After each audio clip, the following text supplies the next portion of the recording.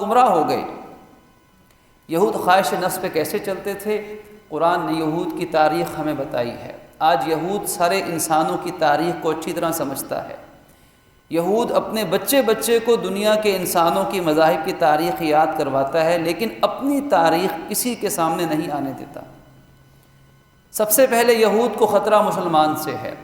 یہودی اسلام سے خوف زدہ ہیں کہ اتنی سازشیں، پلاننگ، انویسٹمنٹ کے باوجود اسلام پھیل رہا ہے، مسلمان دنیا میں پھیل رہے ہیں، اس روشنی کو کوئی روکنے والا نہیں ہے۔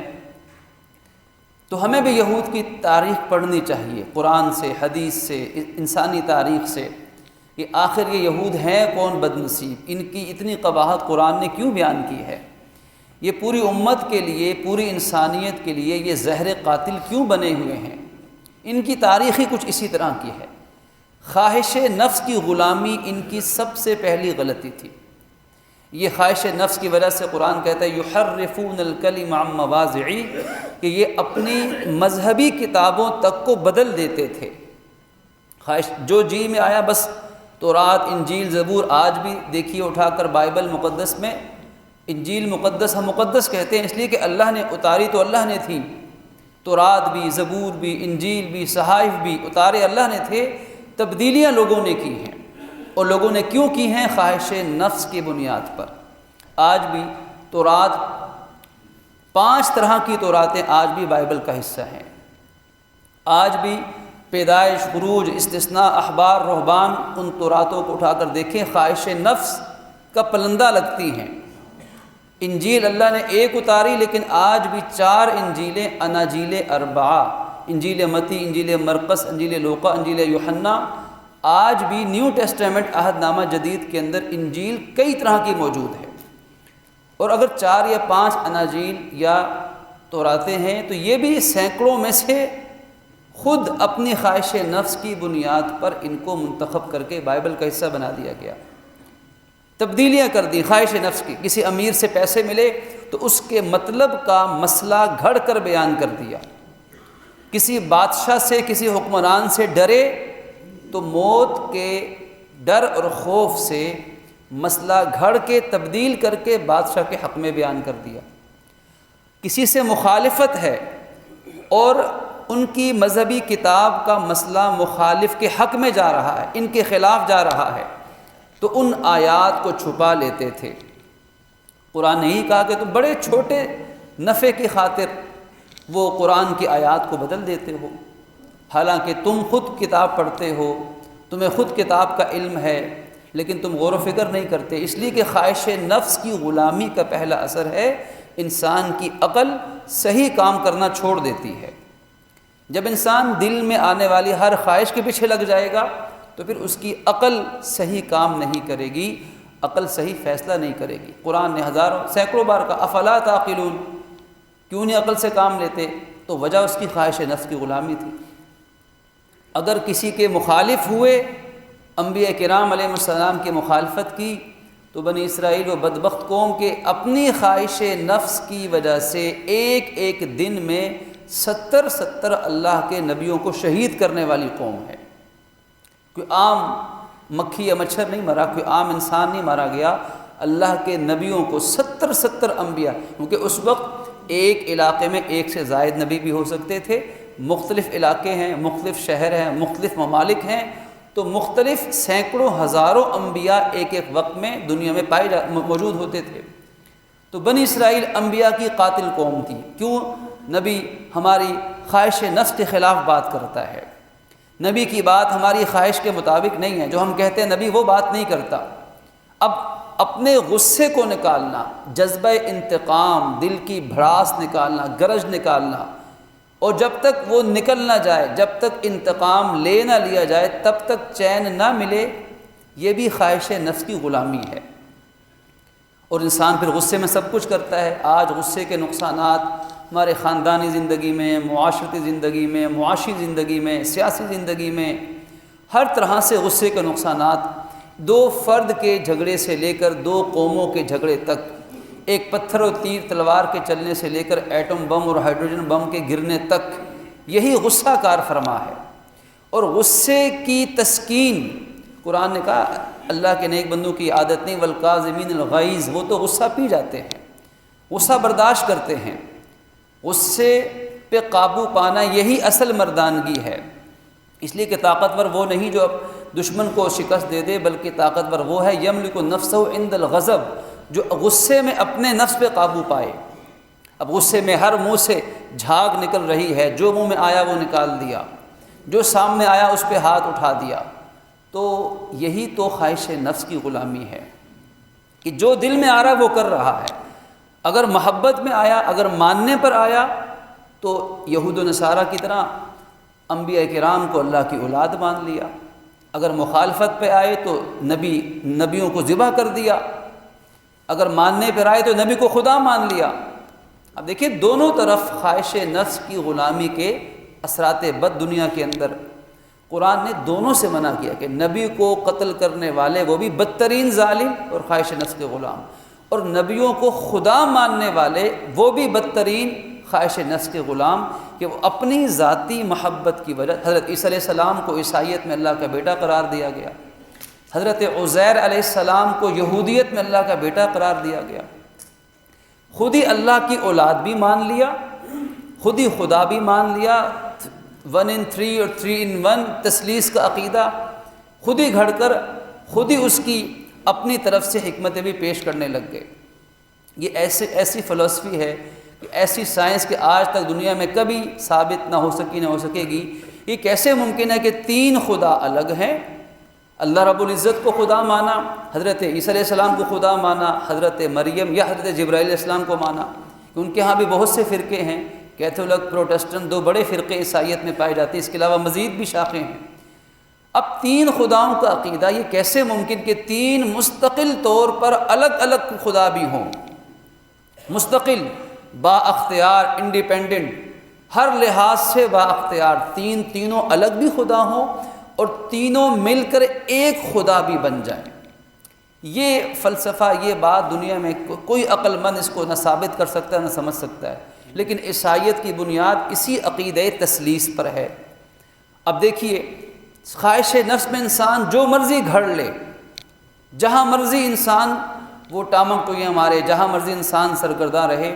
پہلے خدا مانا، خدا کا بیٹا مان لیا، پھر آخر کار عقیدہ کفارہ مان لیا۔ عقیدہ کفارہ عیسائیت کی بنیاد ہے، اس دور کی گمراہ کن عیسائیت کی، ورنہ حضرت عیسیٰ علیہ السلام کا دین اپنے وقت کا اسلام تھا، ان کی انجیل اپنے وقت کا قرآن تھی۔ حضرت موسیٰ علیہ السلام کا دین، اگر ہم حضرت موسیٰ علیہ السلام کے زمانے میں زندہ ہوتے، پیدا ہوتے، تو حضرت موسیٰ کی شریعت کو ماننا ہی ہمارے ذمہ لازم ہوتا۔ وہ اللہ نے سب والذین یؤمنون بما انزل الیک وما انزل من قبلک،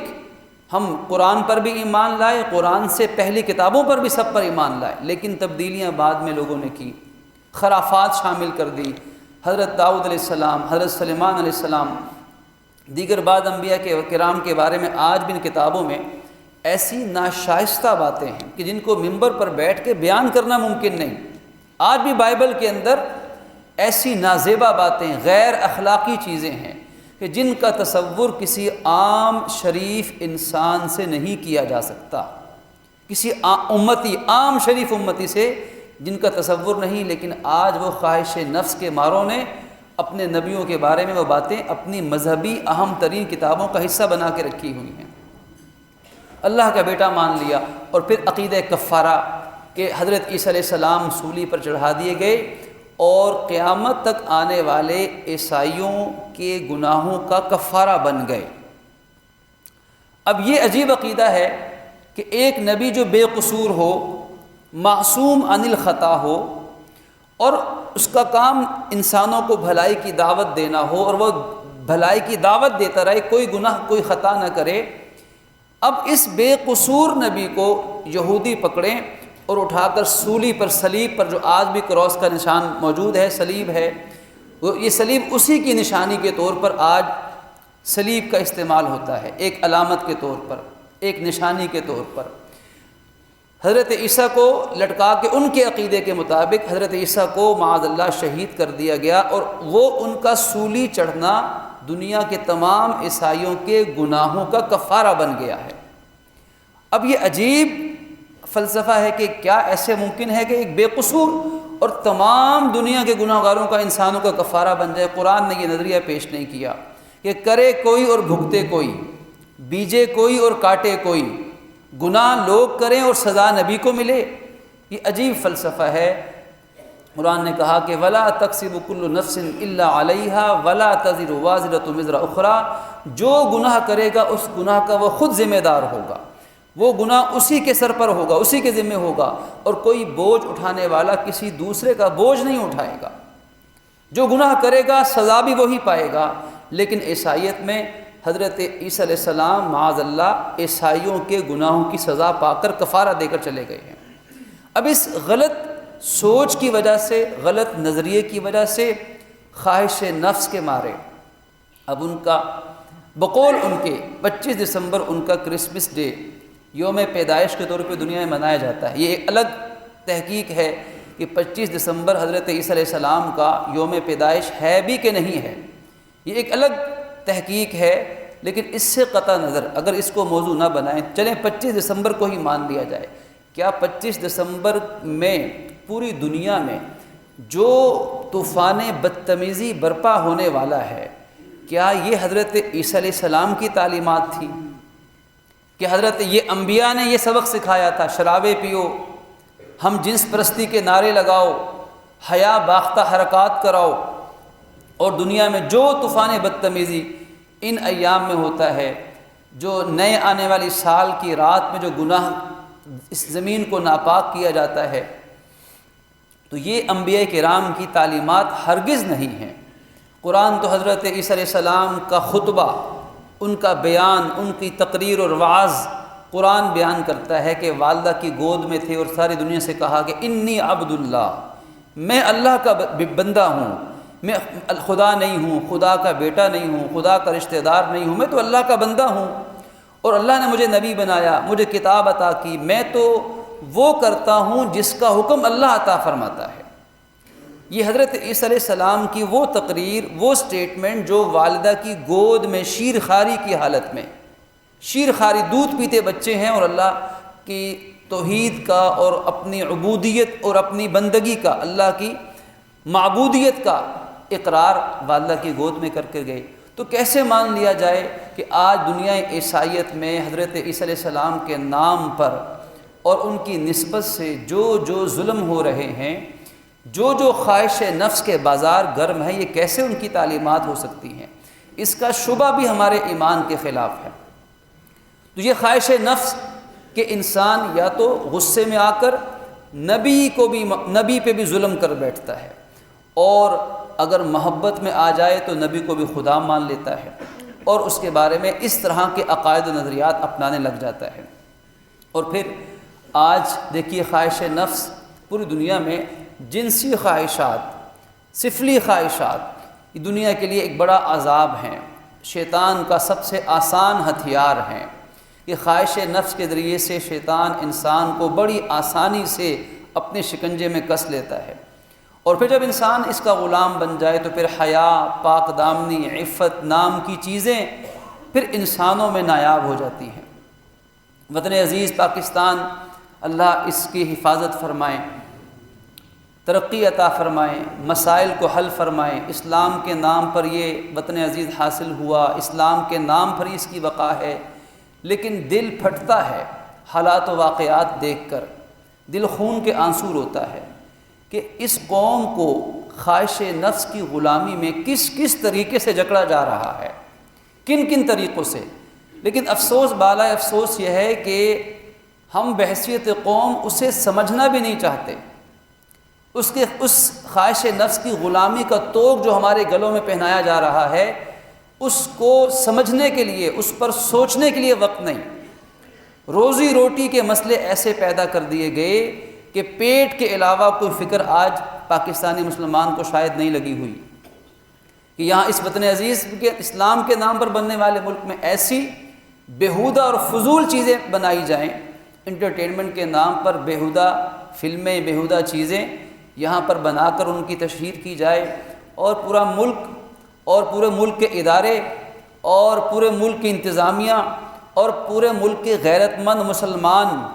وہ ٹھنڈے پیٹوں سے برداشت کر جائیں کہ ایسی بیہودہ چیزیں کہ جن کو رواج دینے کی ناپاک کوشش ہے، کہ پہلے ہی ہم اخلاقی طور پر جس گراوٹ اور جس ظلم کا شکار ہیں وہ ناقابل بیان ہے، اور مزید ایسی چیزیں معاشرے کو دے دی جائیں کہ جس سے حلال حرام کی تمیز بھی اٹھ جائے۔ قوم لوط علیہ السلام کے عمل کو لوگوں کے اندر عام کرنا، قوم لوط جو کہ حضرت لوط علیہ السلام کی قوم تھی، مرد مرد سے نکاح تو نہیں لیکن اپنے طور پر وہ اس کو شادی ہی کہتے تھے۔ ہم جنس پرستی، کہ اللہ نے جو عذاب قوم لوط پر نازل کیا، ایسا عذاب شاید انسانی تاریخ میں کسی قوم پر نہیں اترا ہے۔ کیا ہم پر پہلے جو عذاب ہیں، اللہ کی تنبیہات ہیں، آزمائشیں، کیا وہ پہلے تھوڑی تھیں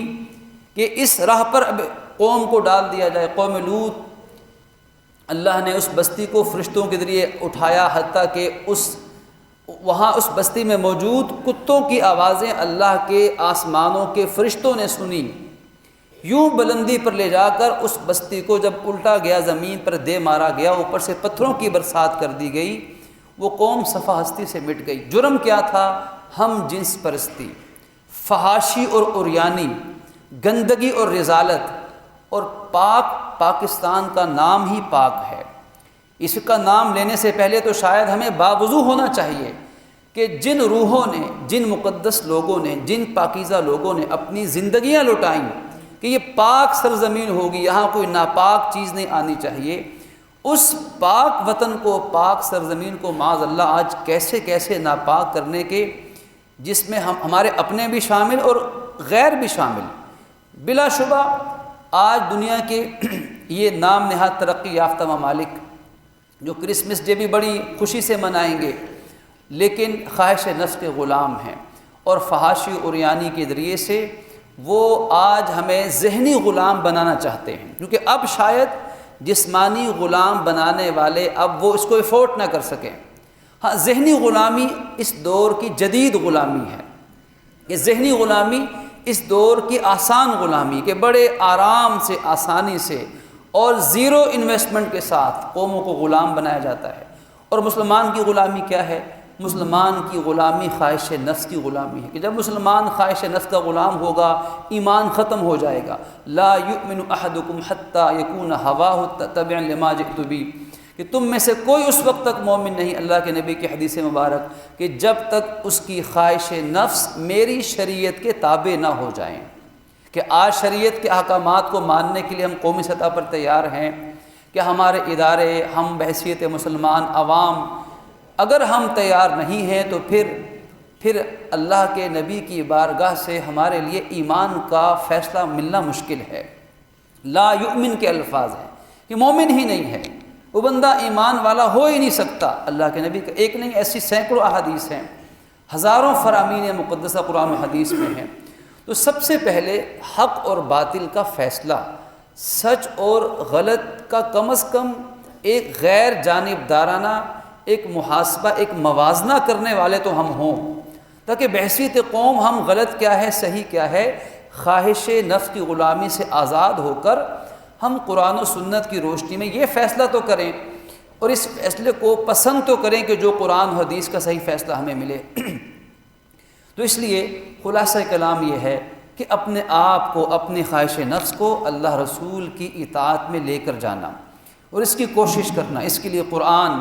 کے قریب آنا، نماز کی پابندی کرنا، حلال رزق حلال کمانا۔ تو حرام کمانے والا کبھی بھی خواہش نفس کو قابو میں نہیں رکھ سکتا، کیونکہ جب اندر حرام جائے گا، ناپاک جائے گا، تو بدن سے پھر اعمال بھی ناپاک ہی ظاہر ہوں گے۔ نیک لوگوں کی صحبت کو اختیار کرنا، اللہ والوں کے قدموں میں بیٹھنا، اللہ کے ذکر کے حلقے لگانا، قرآن و حدیث، اللہ کے نبی نے فرمایا دنیا سے جانے سے پہلے کہ میں 2 چیزیں چھوڑ کر جا رہا ہوں، ایک قرآن اور ایک حدیث، تمہارے نبی کی سنت و نبیکم، جب تک انہیں اپناؤ گے تو کوئی طاقت تمہیں گمراہ نہیں کر سکے گی۔ تو قرآن و حدیث کی تعلیم کو رواج دینا، اور پھر اپنے گھروں کے اندر تعلیم کے حلقے قائم کرنا۔ خواہش نفس ہر طرح کی ہو سکتی ہے، قرآن کہتا ہے روز قیامت خواہش نفس کو قابو کرنے والے اللہ کے ہاں سرخرو ہو جائیں گے۔ جب ان کو ان کا نامہ اعمال ان کے دائیں ہاتھ میں دیا جائے گا تو پوری دنیا کو اعلان کریں گے کہ آؤ ہاؤ مقرؤ کتابی، آؤ آؤ ہم اپنا نامہ اعمال تمہیں دکھاتے ہیں۔ یہ رزلٹ کارڈ اتنا شاندار ہے کہ ہر ایک کو دکھایا جا سکتا ہے، اور ان سے پھر آسان حساب، ان کا حساب بھی آسان ہوگا، اور اپنے گھر والوں کے پاس خوشی خوشی لوٹ کر جائیں گے۔ اور دوسرے مقام پر فرمایا کہ یہ لوگ کہیں گے ہمیں آخرت میں حساب و کتاب کا یقین تھا، ہمارا یقین کامل تھا کہ ہمیں مرنے کے بعد زندہ ہونا ہے اور حساب و کتاب دینا ہے۔ لیکن جو انسان خواہش نفس کی غلامی میں زندگی گزارے گا وہ کہے گا کہ اے کاش فسوف یدعو ثبورا، اے کاش مجھے موت آ جائے، اے کاش مجھے نامہ اعمال ملتا ہی نہ، اے کاش مجھے زندہ ہی نہ کیا جاتا، اے کاش میں مرنے کے بعد مٹی میں مٹی ہی ہو کر رہتا، میں نے اپنی زندگی کو خواہش نفس کے آرے سے چیر دیا، ذبح کر دیا، اور آج نقصان کے سوا کچھ نہیں ہے۔ تو اللہ رب العزت ہمیں اس مسئلے کو بھی اپنے مسائل میں شامل کرنے کی توفیق دے کہ اپنی اصلاح، اپنے ظاہر کی اصلاح اور اپنے باطن کی اصلاح، اللہ رب العزت ہمیں یہ سمجھنے اور عمل کرنے کی توفیق عطا فرمائے۔ وآخر دعوانا ان الحمدللہ۔